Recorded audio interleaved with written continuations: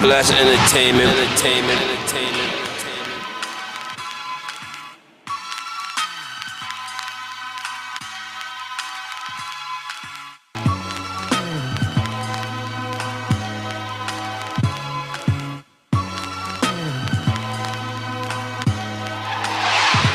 Arms.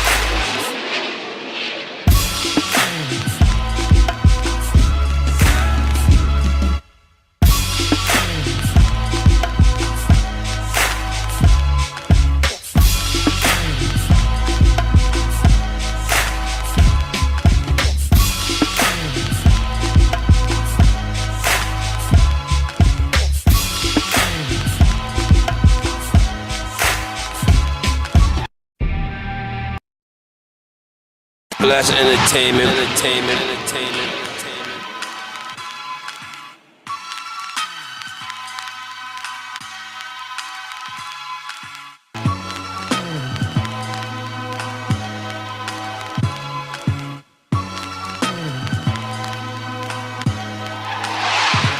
Arms.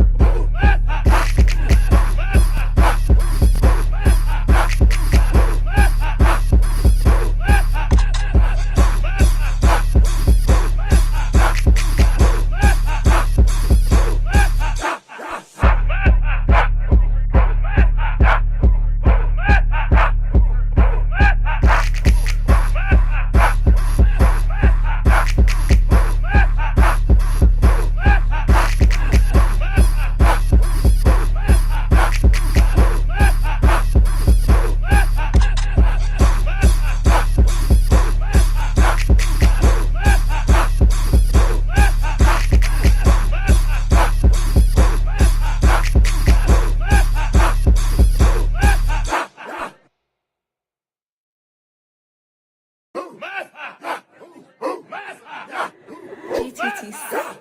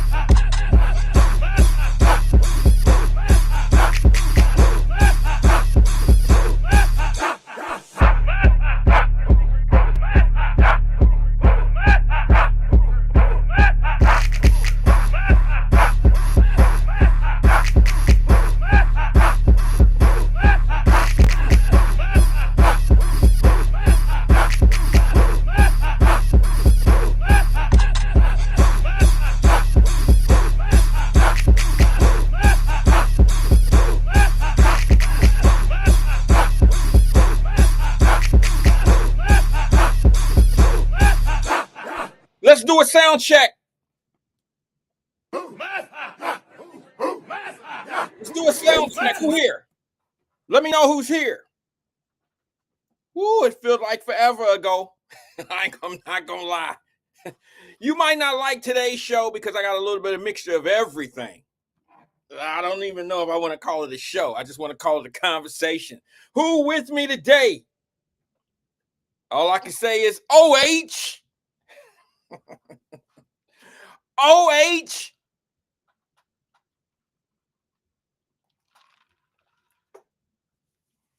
Oh, the haters will say they'll put in a couple other letters. They won't spell it out the right. Let me just do it again. OH. YouTube is good. Thank you, Preston. What's good, John Ludd? All my YouTube family, what's happening? What's good? I'm in a great mood today. I'm a little bit behind, but I'm in a good mood, so that's good. Let me try to get this camera right, man. There's some things going on over on my end that I'm not cool with right now. There you go. Io. It's slow Ohio though, but Io, it's my school. Well, it's not technically my school, but when you into the realms of what we owe Ohio State and the education that's coming from Ohio State and what Ohio State is offering, yeah, I'm gonna have to call it. I'm gonna call it a stepbrother. I'm an LSU grad, okay. I'm not. Look, I became an Ohio State fan before I even had a family. I'm gonna be honest with you. I have a cousin named Angie, and she left Withrow, graduated from Withrow, and ended up at Ohio State. And I've been an Ohio State fan ever since. All right, because she was like, you know how some cousins are really closer to you than actual cousins. They're like, I used to tell everybody that Angie was my sister. We look alike. Last name is Wyatt. You know what I mean? I had a relationship with her that, that I felt was more of a sister, brother, sister type of relationship, not so much a cousin. And my grandmother and her mother are sisters. So that made us first or second cousins. I'm not quite sure. I don't know. I'm a little confused on the cousin thing now. Let me know if you can hear me. Let's make sure, because I was a little bit messed up with the microphone and the camera this morning. When I take 5 days off, things get a little jacked up. But I'm a little confused on the cousin thing. Y'all know these new generation people, meaning my kids and probably some of y'all kids, got a different way of explaining and seeing things how we used to see it. Like words and meanings and positions in life and who's what and who's not. And so, like, for instance, I'll give you an example. We used to say we capping on somebody. And of course, that means something totally different now, right? Yes, twin, how you know that? How'd you know that, bro? You know my people's like that? She is in South Carolina. How you know my folks? Stephanie Hyatt said first cousin. Yeah, that's my cousin. She's Steph. What are you, third? My third cousin or something of that nature? Second or third? Probably third. But yeah, like we used to say capping on you, and now they say capping is like a lie. And I guess it's kind of similar if you really think about it, because No, that's not true, because when I would cap on somebody, I'd cut deep. If your Converse had holes in it, we would exaggerate the holes, but the holes were there. So we wasn't capping like a lie. We were capping reality. Now, there was a form of capping and kind of was exaggerating some shit like, oh, you step on, your mama this, your mama that, your mama this. But see, I had them real kind of jokes. Like, guys didn't like me after we capped, because the capping was on some different shit. The capping was like, your mama got 4 boyfriends, and we all know because they be coming up out the crib. And everybody be like, ooh, everybody be counting everybody mama boyfriends and shit coming out the crib. I know it's wrong, but we were young. And when you don't want to get capped on because your gear might not be right, or because your bike might be too small, or your clothes fit too tight, or whatever the shit might be, you generally don't want people to return the serve. So you stay clear of the capping. So when you cap on somebody, you have to hit below the belt. You feel me? That way nobody will mess with you. I don't care if I come out with a shirt that's too tight or my shoes got a hole in them. Don't say nothing about me, bro, because I'm going to count your mama boyfriends. I'm going to count you, and I'm going to get on your gay ass uncle. I know what your uncle be doing in the parking lot. Like shit like that, bro. We just was brutal in the cap game when we was little. Brutal. Don't come at me talking about some other shit, and I won't tell your truths out here in the cap game. I won't do it. I talk about your ass. Y'all know what I'm talking about. I had a bike that was too small. Stop, cuz. Chili and them, they'd get on my ass because my bike was too little when I was a little boy. You know what I'm saying? I brought that law home bike up there. I didn't get a real bike till I moved to the Faye, because the Faye taught me how to steal. Y'all, I wasn't a thief until I got to the Faye. Y'all understand? I didn't learn how to steal till I met them West Side dudes. Downtown, we just grind for ours. Yeah, I did know how to steal some shopping bags. I'm not gonna lie, I was a kid. But then I would take that lick, you know what I'm saying? And I would hustle it. At least I went to work. It's almost like, I wasn't like a bum. Nobody was a bum from down the way. If we hit a lick, we was flipping our licks. We put work in with our thievery. I'm sorry. It's the truth. Some of y'all not laughing because you didn't have to do what we did. But this real talk, I'm telling you. Yeah, I went to Sheila Toes. Some of y'all don't even know what that is. Some of you do. I'm talking to those that know. All right. I went to Sheila Toes and stole some damn shopping bags. And then I would take 10, 15, maybe 20 shopping bags down on Finley Market, and I would sell them for $0.25. That's how little I was. That's how small, that's how young of a guy I was. I would sell my shopping bags for $0.25. You know what I mean? And then sometimes the white folks would give you like $1. You give them 2 or 3 shopping bags. They give you $1. That's a lick. You know what I mean? I was a lick. So yeah, I would take the shopping bags. They were sitting by the door. I think they cost probably $0.25 or something when you walk into Sheila Toes. You had to drop. It was an honor system. You can't put no honor system by Laura Holmes. Nah, you couldn't do that. So I would take the shopping bags up to Finley Market, sell them for $0.25 or whatever. I didn't overvalue them. I sold them for what they sold for. They sold at the department stores for $0.25. So shit, I'd drop them off to the white folks at their car. I'd knock on the window. You need a shopping bag? Y'all need a shopping bag? They see me walking around. They call me, shopping bag. Sell them for $0.25. By the end of the day, I'd have about $10 because I'd go reload. I ain't gonna lie. I'd go back up because it was a long walk, but it was worth it. Yeah, but I would get let me just get back to the bicycle thing, because I'm gonna be heavy on my West Side boys today. My 2.5s. 2.5. Because there's a video that I want to share with everybody about my West Side guys. Yeah, I didn't learn a lot of my ways till I got to the to the West Side Cincinnati. And West Side is probably, I'm not even gonna lie to you, as much as is going on in the city of Cincinnati, I would have to declare that the West Side is probably the most vicious and dangerous side of Cincinnati at this point. I mean, I think it's more, and this is just a matter of my opinion. Y'all can go get the stats if you want to, or the statistics of crime, whatever.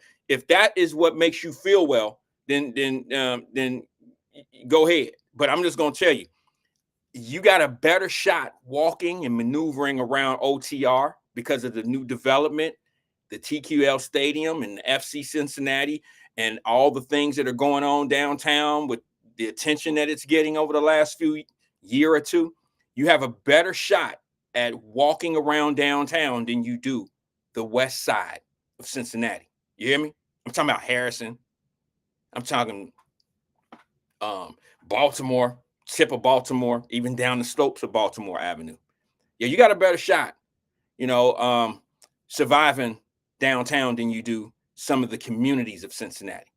And it's funny because when I listen to people talk about how safe Cincinnati is, they always kind of talking about it was 40,000 people downtown Cincinnati. Well, let me tell y'all something.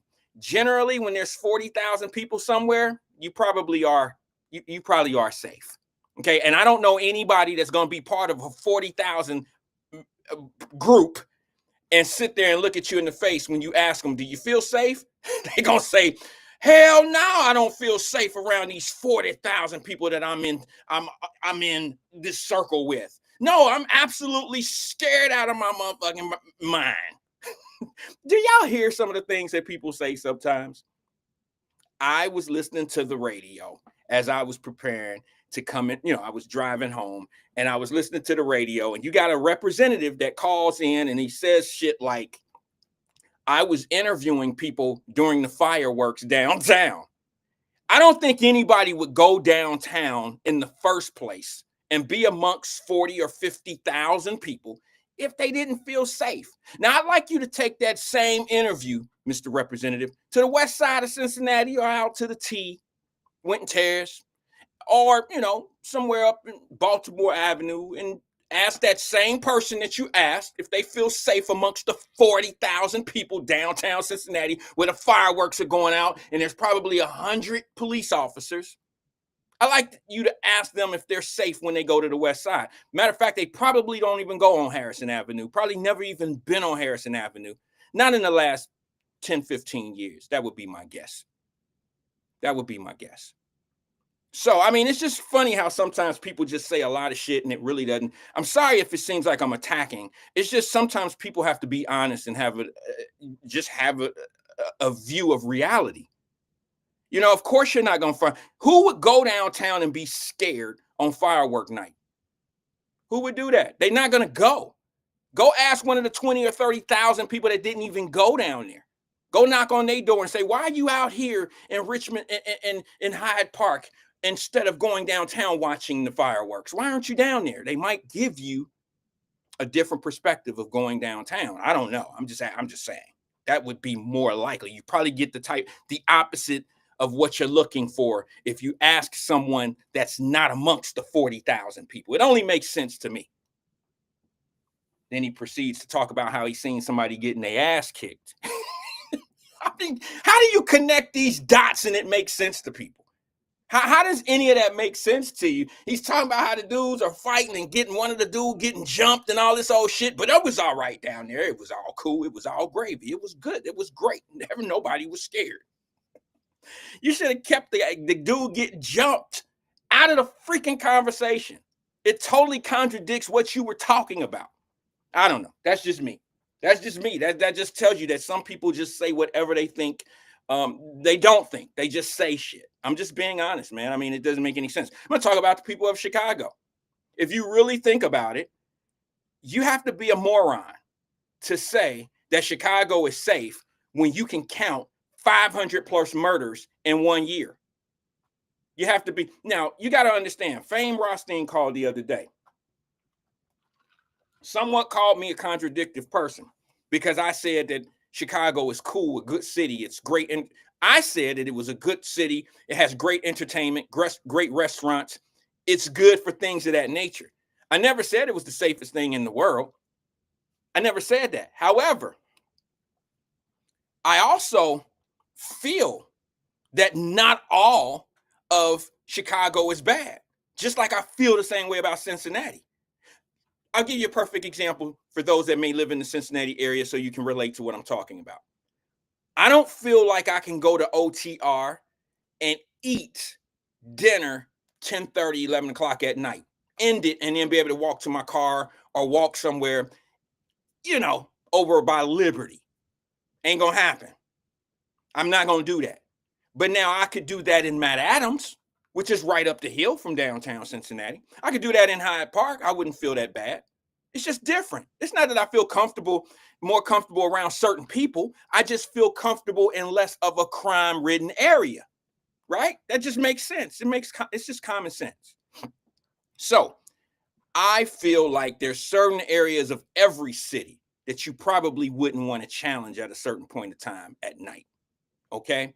So when I say Chicago, I mean the areas that are crime-ridden, the areas that at a certain time you just don't want to visit that. You don't want to visit that. Jerica says having Senator Cecil Thomas call, excuse me, the screen moved.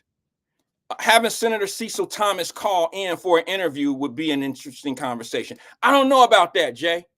I don't know about that, Jay. You know what I would rather have? I would rather have a FaceTime. I'd rather have it side by side. The phone call is too easy. It's an escape room. We can play like the phone messed up. We can play like this. The connection is bad. But with a FaceTime, I'm for it. With a FaceTime, I can see the reaction after I say what I say. Because you got to understand, I knew all these people when they were police officers. When I was a young man, I knew them all. The ones that Scotty, I knew all of them. I knew how all of them moved when we were young people. And I'm talking about after my shopping bag experiences. I watched them all move. So I know what they're saying. Some of them are authentic. Some of them are actually authentic. I actually have no problems with Scotty. I think Scotty on some other shit right now, but I think I think he's authentic. I think that he is a good person, but I know he burns the candle from both ends. I know he does that, but you have to understand it's almost impossible to be what he is and be a one-side shooter. And what I mean by that is you can't just go one way, because one way is not how you get votes. There's not enough people in the city to vote for you and you do the right thing and just stay steady. You can't do that. You have to sometimes massage people's stupidity. Y'all understand what I'm saying? Do you understand what I'm saying? You have to play on the side of the people that are going to vote for you, even when you know what you're doing is not necessary. It ain't hurting anybody by being on that side. And you might not look as, I don't know how to say this without I don't want to call any names, but you may not look like, you may not look as bad when you're floating for a group of people that just don't understand. You see what I'm saying? So he don't have a problem jumping on something that he know is not really right, but it ain't necessarily the worst thing. It ain't the worst position in the world to act like somebody should be charged heavily more excessive than what they really have been. He'll, because that's playing on the right side. He's teeter-tottering, and that's playing on the right side of I'm for the people. But you technically know from a professional level the difference between an assault and a DC. You know the difference, bro. You've been in that shit way too long to be in the position that you're in right now with that. And I'm not mad at you. I understand. I get it. I would never do that because I have my integrity is a little bit different. And the only reason why is because I'm not an elected official. That's probably why I'll never be an elected official. It's not that I don't think I can get votes. I know that I'll never get enough votes. I would never win a race for city council. Y'all ever heard of Mr. Mays out of Michigan? I would be Mr. Mays without the verbal abuse of others. You understand? I'd keep it all the way. I'd keep it 100. I might not be as gutter as Mr. Mays. Mr. Mays, rest his soul, he was a little too gutter for me. But I love the fact that he would put people on blast and put people on spot. And yeah, it may have traveled a lot. It may have gotten out there that he was this type of person. But to be honest with you, the combination of his disrespect for others and him keeping it 100 may have been a little over the top for me. I'll just be honest. And I know I'm the one that just used him as an example. I used him as an example, but I wanted to let you know that Mr. Mays did things that other politicians didn't do. And that was he would put people, he would put them on blast and he would make them uncomfortable. He didn't care who they were. He would make them uncomfortable. And I don't know if he was a Democrat or a Republican. That's what I need in a politician. You feel me? I need Mr. Mays's, not all these sculptured, structured, run with the group ass politicians. Now somebody gonna put in the screen, or he was a Democrat, or he was a Republican, he was an independent. I don't care. The point, the message that I was bringing is the fact that I didn't care because I didn't know. Feel me? He got on everybody. He got on the road people, construction people. He got on the mayor. He got on the police chief. He got on everybody. He don't care if the trash was being picked up too late. Lord knows when they had too many potholes. Lord knows when they had a deficit in their budget. He was on it. I need politicians like that. I don't need politicians running with activists and preachers and shit. Like, I'm sorry. I'm just being honest with you. I don't have a problem with them. I just know that there's hidden agendas there. I know, and it's just unfortunate because those things, preachers should preach, activists should be activists, politicians should be politicians. That's just my approach. That's just how I feel. I don't have a problem with any of them. I just don't think it's, there's certain rules in sports that I don't agree with. I still watch the games. You feel me? I still watch the games. But now let me get on something real fast before I move on. I know the phone rang. I'm sorry. I'll get you in a second. Couple times, couple people called.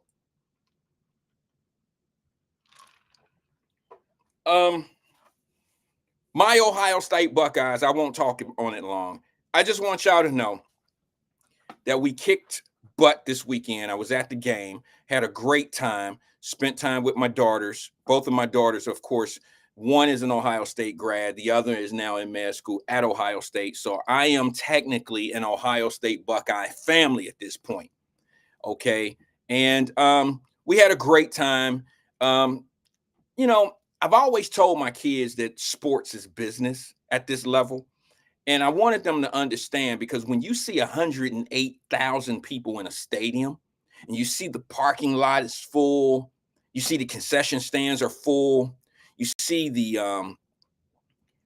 all of the gift shops in the arena or in the stadium, they're all full. When you see all these little buses that are taking people to their cars, and all of that is money. It's money. And I'm saying to myself, this is a $10 million play right now. Like, I'm looking around and I see people from Texas are actually in the stadium. They stayed somewhere. They stayed in all the, the hotels. And when we went to dinner the night before the game, we went to a seafood place directly across from the stadium. We did a prep rally Friday night. Okay. I'm very fortunate. We pay because we pay, rent. But my daughter happens to have, her apartment is directly across the street from the stadium. You literally can look out of my daughter's room, her living room, and see the top of the stadium. Can't see in, damn it, not that fortunate, but you can see the stadium. So we walked over. We stayed there. It's a 5-minute, 10-minute walk at the max. All right, so we walk over and then we end up staying out doing the prep rally, and then at the dinner spot, there's hotels, little motels. Let's be honest, they're not really hotels. They're motel style, little flagships of motels. I don't know, Days Inn and stuff like that are out on the strip. And there's restaurants. And we went over to the seafood steakhouse and had dinner. And I seen a bunch of Texas Longhorn shirts and all this stuff in here, and I'm looking at it. I'm like, all of these hotels are full. This particular restaurant was not, wasn't that cheap. You know what I mean? And I'm looking at all these Texas people in here dropping credit cards, and I'm like, this is a barrel of money.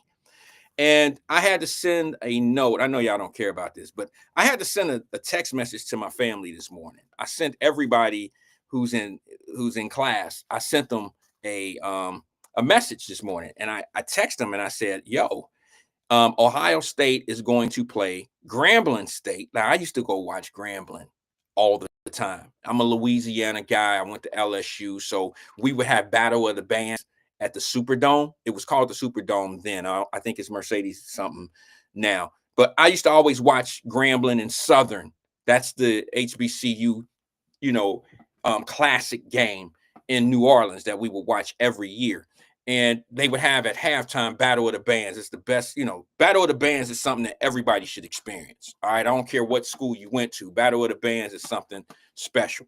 So I sent them a text message this morning because they don't understand how sports is in colleges is a business. My daughter went to Belmont undergrad, and I used to tell her all the time, boy, if y'all had a football team, y'all would be making a whole lot more money than you do with basketball, baseball, soccer, all the other sports. And they just don't understand what I was talking about. So I had to send them a note this morning, a little text message, and it was like, hey, babe, remember when I told y'all how football is a sport and it's probably the only sport on campus that makes money? You see what I'm saying? It's the only sport on the campus that actually profits the school. Okay, it pays for itself.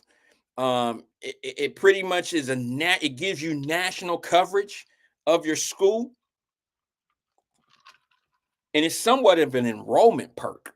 That's how I see it. Well, when Grambling State comes in to Ohio State next week, they're going to be paying them in the excess of a little bit over $1 million. So when I sent that text message to my daughters, they were like, huh? I didn't know schools got paid to come play you. And I'm like, yes, that's part of the process. I don't know if people know that or not. I've been knowing that for quite some time. Like, if the University of Cincinnati was to put somebody, this is why the small schools want to be on the schedule, not just for the national recognition or the possible game that they could have on a national, screen like ESPN or, Fox Network or something of that nature. They want that payday. They want to be able to come in and try their hardest to beat you, but they also want that check. So if I'm like Ohio, not Ohio, that's a bad example. Ohio has a really good program. If I'm like, I say I want to start a program at Cincinnati State and I want to start a football team. Say, we look to schedule big games so we can get those paydays, and those paydays will help us become self-sufficient. We don't have to ask the school for any money for our flights, our bus rides, our new uniforms. Generally, we try to get a branding deal with Nike, Adidas, or something like that. It's a big thing. It's a huge economic part of school, of these major universities. So for Grambling State to be able to get $1 million, million plus, I think it's like $1.2 million from Ohio State, they're probably going to get an ass kicking, but they're going to get paid for it. And I don't have a problem with that. I know some fighters that took some fights that they knew that they couldn't win, but they went in there and did their hardest, did everything they could, but they still got their check. You feel me? And sometimes the ass whooping doesn't feel as bad when there's a check attached to it, but it feels bad. I know that feeling. I've gotten into some things in life, and it's not necessarily sports. I've gotten into some deals in my life where if it didn't work out and I didn't get paid and I got my ass whooped, it feels a lot worse than if I got my butt whooped, but then there was, some type of reward at the end, such as, monetary reward, even exposure. If I bring Cincinnati State up to Ohio State and we lose 14-7, somebody going to say they got a good program going on down there because Ohio State should put up 60 on Cincinnati State. So that gives us a little bit of a national name, a buzz, and all that. It helps our enrollment, on the guys that didn't make the other teams. It helps us get some of the guys, everybody can't go to Ohio State. Everybody can't go to Texas. So some of these guys dwindle down to other programs. So you want to get some of those dudes. All right, I'm off of that. Congratulations to my OHIO Buckeyes. the Ohio State Buckeyes in their victory over Texas this weekend. I didn't get into it, but I got into a little conversation with some guys at the restaurant because this was a steakhouse, this was a seafood steakhouse with a bar in the front of it. You know what I'm saying? Like sort of like how those Red Lobsters used to be, where they had the bar when you first walk in, and then the nice little restaurant. It was like that. So I go over to get, I was having some issues getting a refill. It's just crazy, and I don't drink alcohol, so um, they don't tend to refills of Coca-Cola isn't the biggest thing to a waiter in them. They kind of want you to run up the bill by keep serving you drinks. Alcohol makes them more money. So I'm going over to the bar to get me a refill on my Coca-Cola. And while I'm over there, I hear these Texas guys talking stuff about how great this Archie Manning kid is and how he's going to be the best thing in college football. And I said to him, I said, he hasn't really shown you anything yet. This is not his daddy and his uncles and his granddaddy playing the game. This is him playing tomorrow. And they didn't like that. they didn't like that. It's almost like everybody expects if Mike Tyson had a son and he was a boxer, you expect Mike Tyson to be in that ring, not his dad, right? I mean, you expect the person, you expect his dad to be in there just like he's in there. You want him to be just like Mike Tyson, and you want him to be as vicious, and you want him to be just as, you want him to be as good. And it don't always work that way. Some of the best athletes in the world who have children, their children just don't make it. And I think it's because there's a high expectation. I just think that, I think they're good enough to be there, but they're not good enough to be what their dad or mother was. You see what I'm saying? You got some ladies that play in the WNBA that's having kids now, and they may be good enough to get a D1 scholarship, but they may not be good enough to shoot like, some of the some of the ladies in pro basketball. They may not be good enough to make it to that level. So you just never know. But I think kids of stars can be overrated sometimes. That's why I am I try to be easy on Shedeur Sanders. I like him. I think some people call his confidence arrogance. I don't really call it that. I think he's a kid that was raised into an environment where confidence led their family, so he can be misunderstood. I think if he act any different than he does, I think he would. I don't think I would like him. I don't think I would like a kid if he didn't have some form of confidence. And I know I don't like kids that are overconfident. I think Shedeur Sanders is perfect in his approach of how he deals with people, meaning, how he interacts with his situation. His situation is more than just I'm Deion Sanders' son. He has to live up to, to being a quarterback. He has to live up to being a star of his own. That's pretty hard to do. All right. I don't care if your dad was a nobody in sports. To be the quarterback of the Cincinnati Bengals. See, Joe Burrows don't have that same, he don't have that same pressure that a Shedeur Sanders does. Don't nobody know Joe Burrow's father. You see what I'm saying? He don't have anything. And the Mannings, they had a lot of pressure on them. They just were able to beat that pressure and be great. So I love the fact that Shedeur Sanders was able to navigate through college the way he did. I thought it was cool how he has approached the pro game. He's a kid. All right. He's absolutely a kid. And what I mean by that is he's a kid that's going to get speeding tickets. He's a kid that's going to play video games. He's a kid that's going to show a watch off. He's a kid. He's a kid. All right. He just happened to have some Suburban and some nice shit in his life, but he's still a kid. I don't know why people would have a problem with the kid he could be so much worse than, if you call him bad, he could be way worse. He has a father that told him on camera one day, "Do you know how good I was in the NFL?" You know what his daddy said to him? "Do you know how great I was in the NFL, son?" And him and his brother, Shiloh, was sitting out there, and they was on their cell phones and doing what they were doing, sitting on 20 acres of land. And you know what his dad said? His dad said, "You know how good I was?" He was like, how good were you, Daddy? He said, look around. That's how good I was. I got a football field with AstroTurf here. I got 20 acres of land, and you sitting on a $7 million piece of property. That's how good I was as an NFL player. He's not arrogant like that. And Dion put the work in so Dion can be that arrogant and he can explain to his kids. But I don't see, for them to have so much and to be so fortunate in life, their work ethic is strong. Their attitudes are pretty good.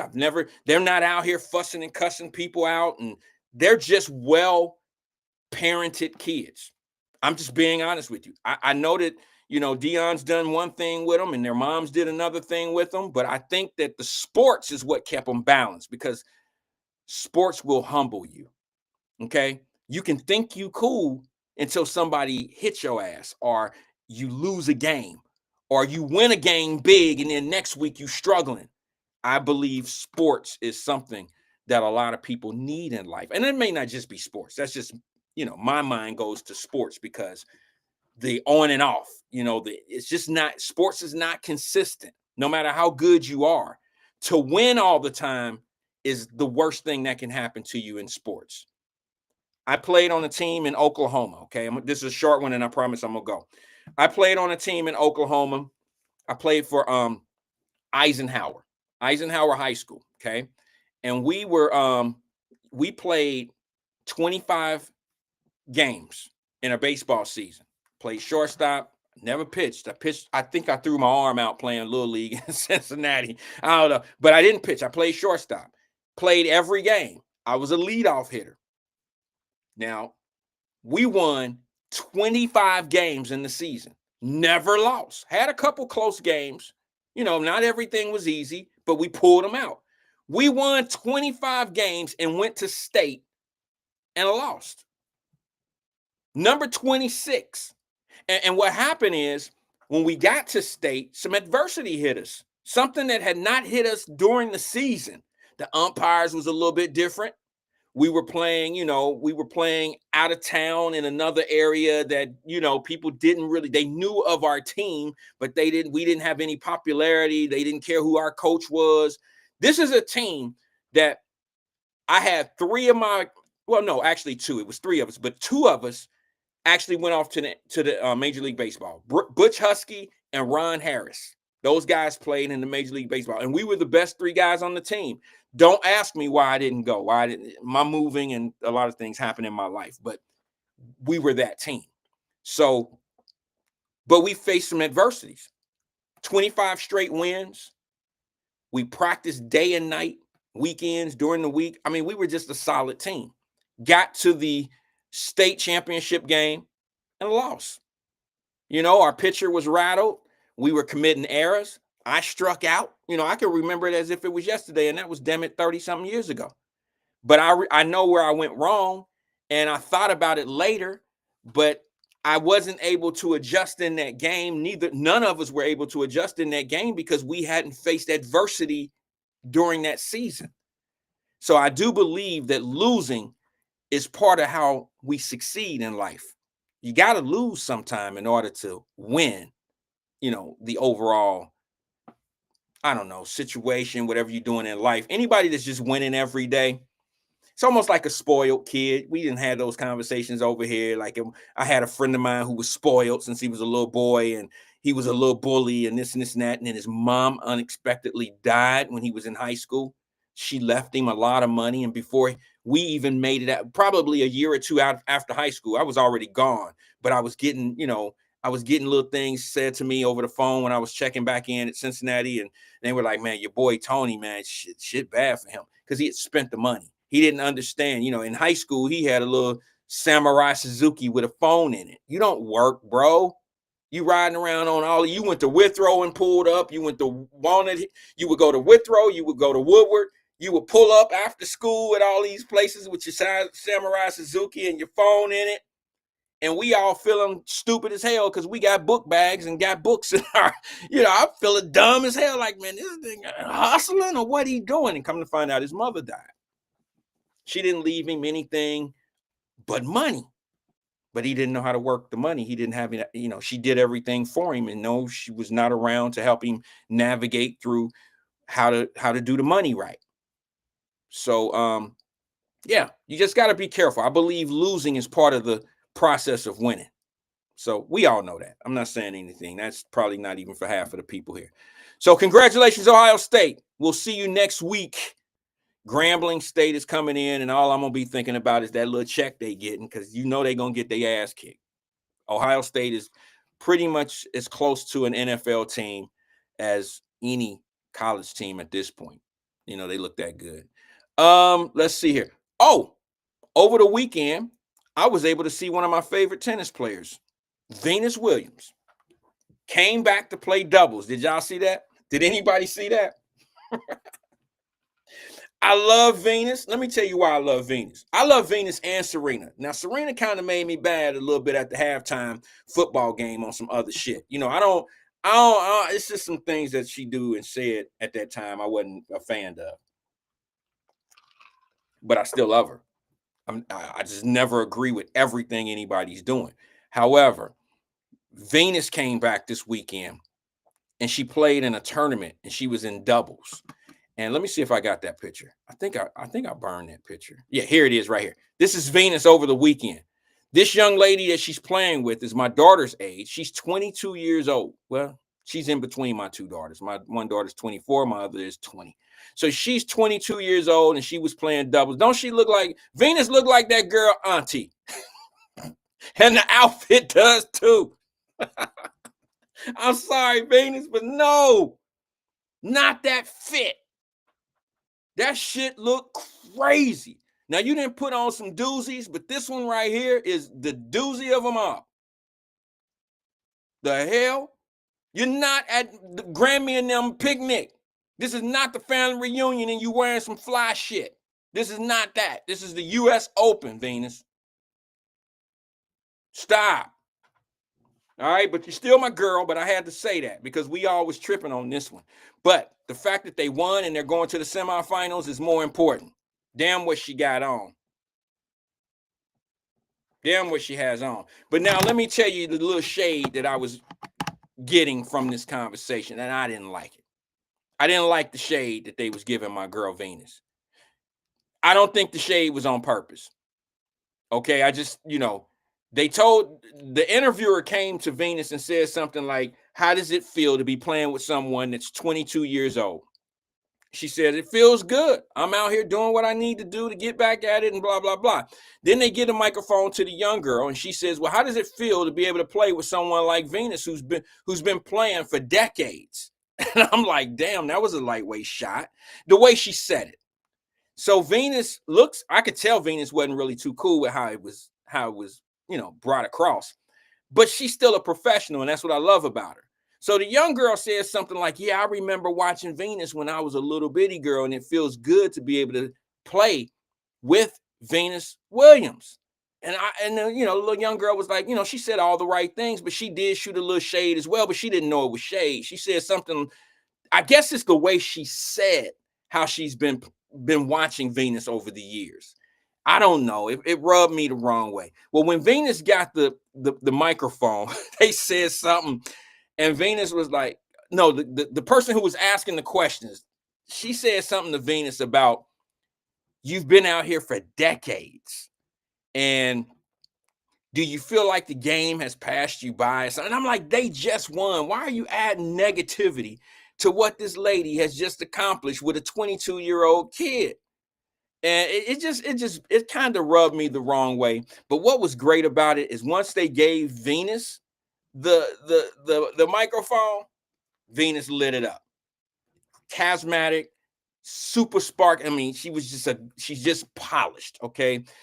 The outfit was a little different, but she's a polished professional. All right. Venus know how to talk to the people. She know how to keep it professional. She's just a great individual. You can tell that they're good people. Okay. You can tell how people are. I mean, I'm not saying that she might not be arrogant away from the cameras because people get a little burned out of being celebrity. Okay. But the truth of the matter is you can tell how people are raised based on their reactions to when they know that there's some shade that's been thrown. When they keep it professional, you can always tell that they deep down inside their heart, they care more so than they, want to snap back and all that. I don't know. It's a Venus. Venus is a true professional. I like me some Venus. She's 45 years old. She played with a 22-year-old girl. She beat a couple of other people that were less than 30 years old. And I'm proud of her. And I can't wait to see her in the semifinals. She called her sister Serena out. She called Serena. She said, Serena, you need to come on out. And that was good. I wanted to see that. I want to see her and Serena do a doubles. They probably can't do that single thing again. But the doubles, I think they can get in there and make some noise all over again. All right, enough of that. Enough of sports. Enough of all of that.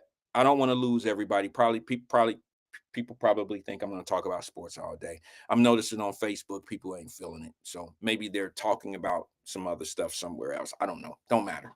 We're going to do what we do.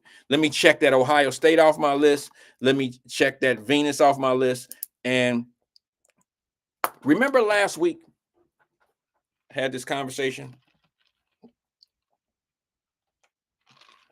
Forgot who I was talking to. Forgot who we were talking to. I think I had Fame on the line. And we were talking about the culture. And I was like, bro, in my mind, when I was 15, my mother was 30, but my mother was not listening to the same music that I was listening to. And I think the culture has caught up with, what I'm saying? Like a 15-year-old son today having a 30-year-old mama, they probably listening to the same type of shit. You know what I'm saying? They probably listen to the same type of music. And I mean some of the gutter hip hop and all of that. They probably listening to the same stuff. And I think that to be true. I found this little clip. I want to share this little clip with you guys. Some of you might appreciate it. Some of you may not. Let me see if I have it here. Let me see. Did I even burn it? Let me see if I burned it before I get too deep into this. Basically, what it is it's a guy who's listening to a song in the car. Let's see here. Yeah, here it is here. It's basically a clip of a young man who has a teenager who is kind of feeling the music. You know how the beat is probably what he grew up, what the dad grew up to. He's feeling it. He's all into it. So he's listening to the song, but now the lyrics kick in. And this is what I was talking about when I was saying that parents today, they're not trying to be the friends of their kids. They just can relate to a lot of the things that their kids are doing. They grew up in the same culture. And I think the cultures are catching up with the kids. So when people say shit like, these parents trying to be the friends of their kids, I don't believe that to be. I just think that they have a lot of things in common. All right, that's my opinion. So watch this clip, and I think this will explain what I'm talking about. Check it out. What's up? This is 1075 and we got. What's up? This is 1075 and we got some new music from Detroit's own Young Felony. Yeah, Young Felony in this bitch. Hey, if you work in a job, you a bitch. You ain't never try to ride, you a bitch. You ain't never risk your life, you a bitch. When broke trying to buy some ice, you a bitch. Lame ass nigga going to work every day. Fuck that, nigga, come and risk your life for 20K. If your Yo, what's up? This is 1075 and we got some new music from Detroit's own Young Felony. Yeah, Young Felony in this bitch. Hey, if you work in a job, you a bitch. You ain't never try to ride, you a bitch. You ain't never risk your life, you a bitch. When broke trying to buy some ice, you a bitch. Lame ass nigga going to work every day. Fuck that, nigga, come and risk your life for 20K. If your Yo, what's up? This He said, lame ass dude trying to risk his life every day. Working a job, come risk your life for 20K. This is what I'm talking about. I think we like the music. We love the beat. But the lyrics are way different than they used to be. That's not a father that's trying to be a friend with his son. It's just him and his son can relate to the beat, to the music. They grew up in the same culture, hip hop culture. The lyrics is just different. The lyrics are different. And I'm just gonna tell you, a lot of this shit is starting to be a little bit different. Even I tell you, hold on 1 second. Hold on 1 second. Art Hunter said, "What's up, Art? What's good with you?" He said that's just ignorant. I know, right? But you have to hear you heard the lyrics, right? So then, okay, hold on. Jerica said, "I'm missing the purpose of the clip. Please break it down." I certainly will. My point, I don't know if you heard what I was saying last week about people making up excuses for bad parenting by saying parents are trying to be friends with their kids. And I just disagree with that.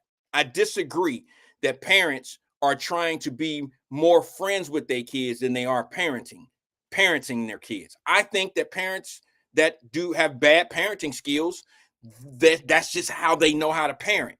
And to use the excuse that a parent is trying to be their kid's friend, the only way that I can say that they're trying to be their friend is when they have similar things, trying to go out with them or bang music with them and stuff to that nature. So my point of playing this clip was, no, I don't think that. I think that parents like the music that the kids are listening to until they hear the lyrics. You feel what I'm saying? Like, did you see the dad? He was like, this is the new one. First of all, he should have known that the shit was going to be what it was, because the guy's name, the artist's name was Young Felony. Young Felony. So if you got a guy that's named Young Felony, you better start thinking he probably gonna be talking about some gangster shit. He gonna be talking about some get locked up. It ain't no big deal. You know, life is what it is. You feel what I'm saying? And that's what that music was. Did you catch the lyrics in it, Jerica? The lyrics were saying you're lame if you go to work every day. F a job. Come risk your life for 20K. He's talking about street shit. You feel me? Like, the dad ain't on that. The dad loved the beat. He was sipping and he was cool until the lyrics jumped in. You know what I'm saying? Now the lyrics don't match what the daddy really want that kid.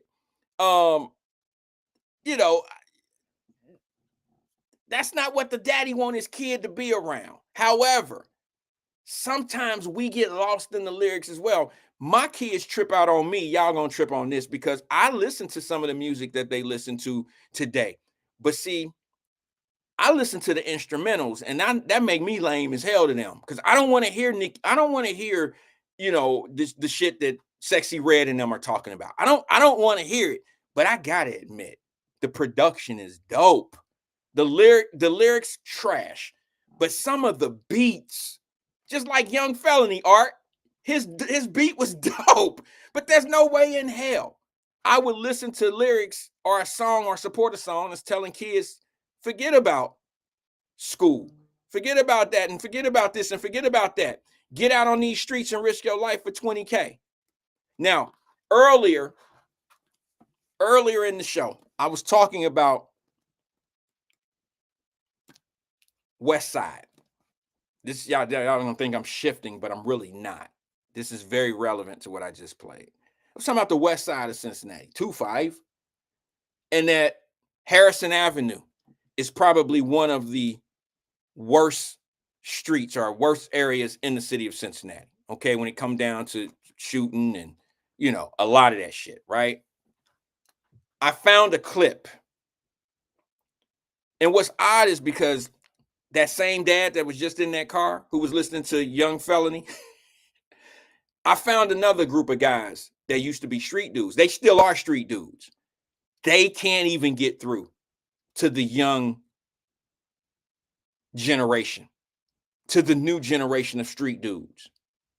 They even saying that these young boys crashing out. Now, you know, things have to be bad, fam. We can sit back here and we can disagree with politics. We can disagree on men versus women, women versus men. We can disagree on all that shit. But y'all have to understand something. When the streets start saying that these kids are out of hand, not City Hall, not police departments, not the people that we have learned not to believe, or the people that we've learned to distrust, or we've been taught to distrust, not when they talk about it. I'm talking about when the streets themselves start talking about these young kids, predominantly young men, are crashing out and shit is horrible out here.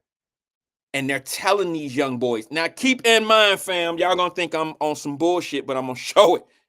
When you got street dudes who done been out here, got their money, been to the penitentiary, did the things that they doing, and they out here trying to tell these young boys, go to school. Stop crashing out. Stop doing this old dumb shit, man, because they shit is different. Do you understand what I'm saying to you guys? It tells you that a lot of people that got you believing that the shit that are lies are not really lies. How things are working out here on these streets, it's not really lies. You got people out here trying to convince you that the news is lying and saying things that they ain't never said before. The news is very consistent. Channel 5, Channel 9, Channel 12, Channel 19 in the city of Cincinnati. They've been doing the same shit for decades, for years, on top of years when they present stories. I just watch the people that have to try to find a different angle, how they have to fit in. You know, they're becoming soldiers to the chaos agents. So that marks them as being chaos agents themselves. It's funny how I watch some stories and then I watch people post on their pages and all other places on social media. And they want to convince you that it's something wrong other than what's really wrong. Now we got people out here posting shit about how when black folks get killed and you post their pictures up, now you're trying to make it look like they had something to do with the killing.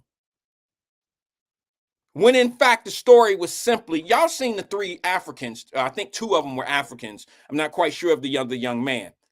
Got shot and killed. And now y'all got a problem that they put the pictures up of the 3 victims. And you want to try to make it seem like they made the 3 victims look like they were the perpetrators. I didn't get that out of that at all. What you're used to is seeing the person that committed the crime on the camera, on the pictures up. You're used to seeing the people that committed the crimes up on the camera. That's what you on the pictures on the thing. That's what you're used to, right? That's not always the case. We see victims' faces up on the camera sometime. You just gotta find a reason to take the focus off of what happened to them people, because you know what happened to them people probably happened to them by somebody that looked like them. I know I'm gonna lose some people today. Today is not a good day. Instead of focusing on the problem and damn, look what happened to them. What happened to them? You want to make it about how the news media is transferring the story out to us.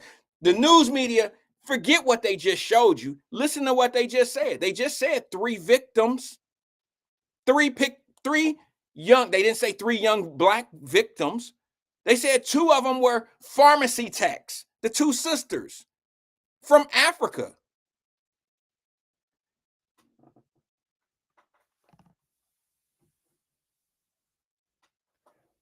Donna said they did almost look like mugshots.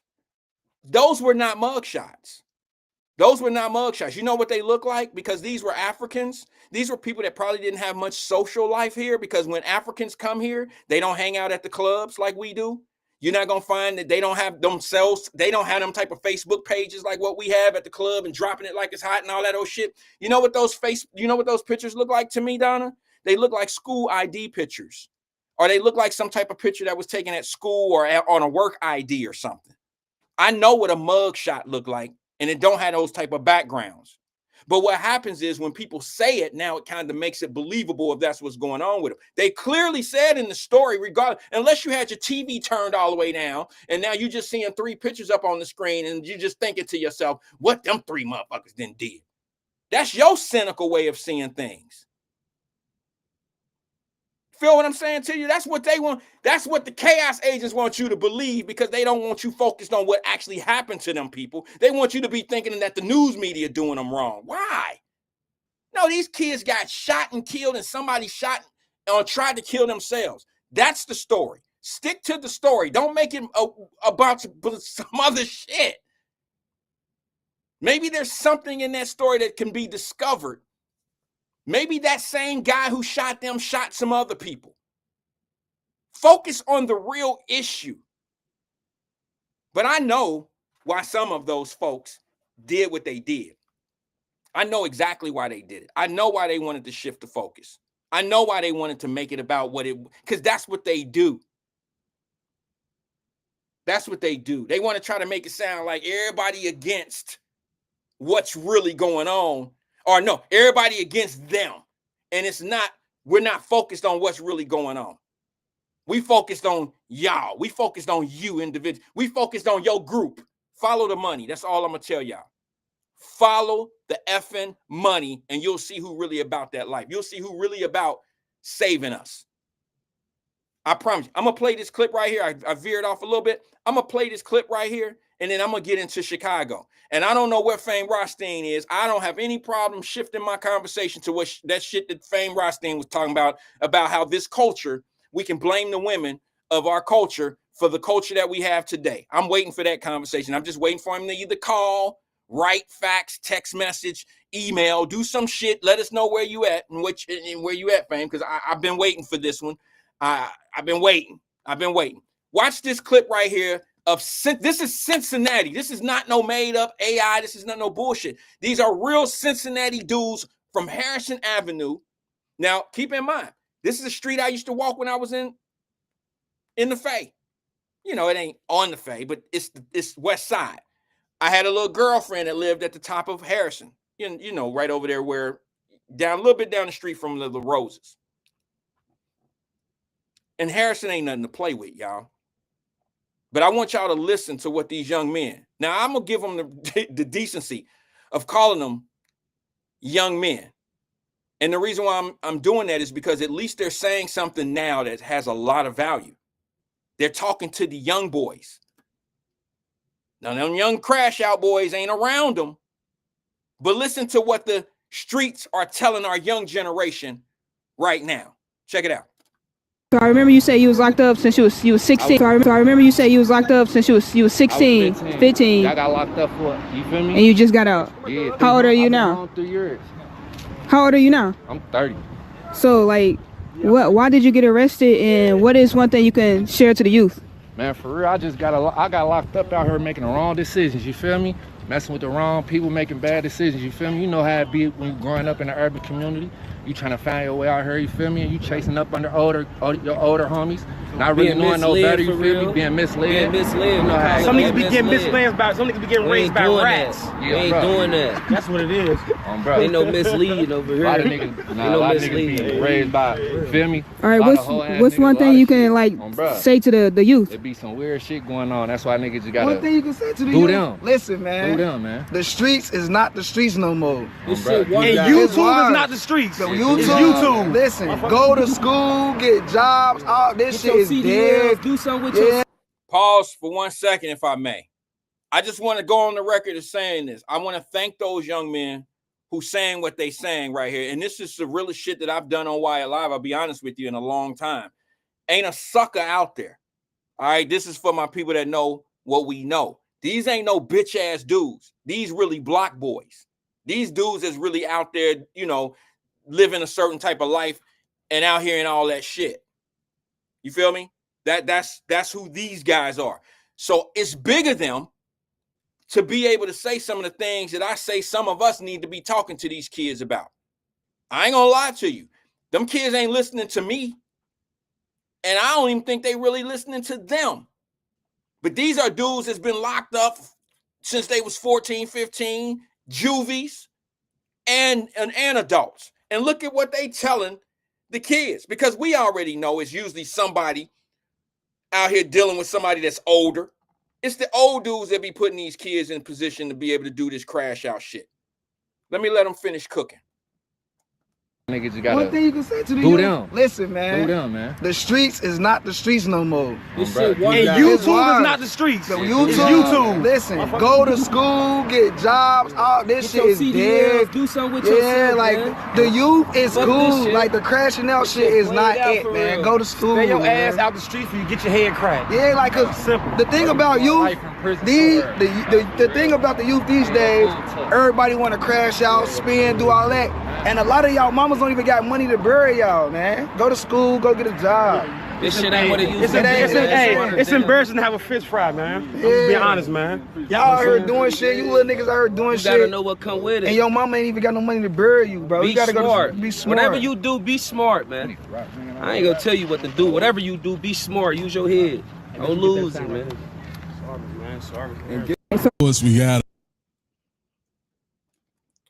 All right. I don't know what's going on. Thank you, Ron Dula. I don't know what's going on, but they're saying Facebook went down. I don't know. Let me see if I can find it. I'm frozen on Facebook.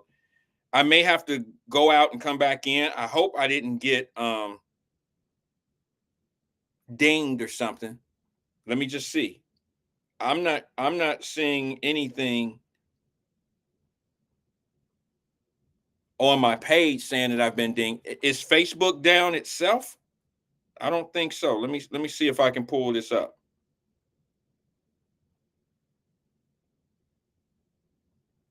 Yeah, I don't think Facebook is down. So maybe it was something that I did. Maybe it was a video that I've shown that made me fall out. Let me just see before I do all of that. Hold on. Was live. Yeah. I tell you what, guys, let me back out if you don't mind. I'm going to back out and restart the live, okay? I'm going to restart the live because we lost Facebook completely. It's showing that we have 8 people on Facebook, and I know that's wrong. I'll see you guys in a second. I'll be